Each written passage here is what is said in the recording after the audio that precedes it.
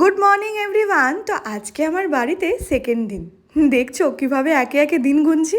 মনে হচ্ছে এই ভালো টাইমগুলো যতটা সম্ভব ইউটিলাইজ করা যায়।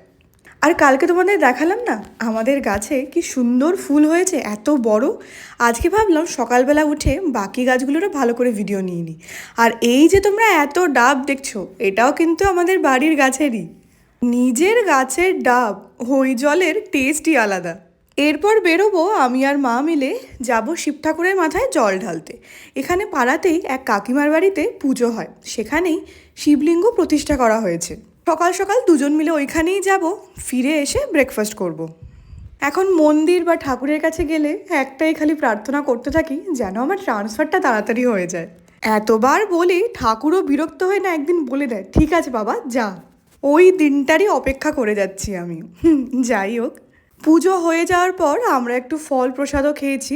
আর এই গরমে এক গ্লাস করে সবাইকে মাজাও দেওয়া হয়েছিল। ব্রেকফাস্টে আজকে সাবু মাখাই খাবো। না না, এখানে না, বাড়ি যাই, বাড়ি গিয়ে সবাই মিলে খাবো।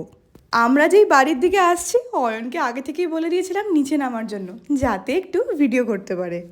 এই এবার ব্রেকফাস্ট করব। চান ঠান তো সেরেই গেছিলাম। দুপুরের আজকে লাঞ্চটাও একদম সিম্পল। তো এই ভিডিওটা এখানেই শেষ করছি। বিকেলের একটা ভ্লগ নিয়ে আবার তোমাদের সঙ্গে দেখা হবে। যদি কিছু ভালো লাগে অবশ্যই চ্যানেলটাকে সাবস্ক্রাইব করে নিও। টাটা।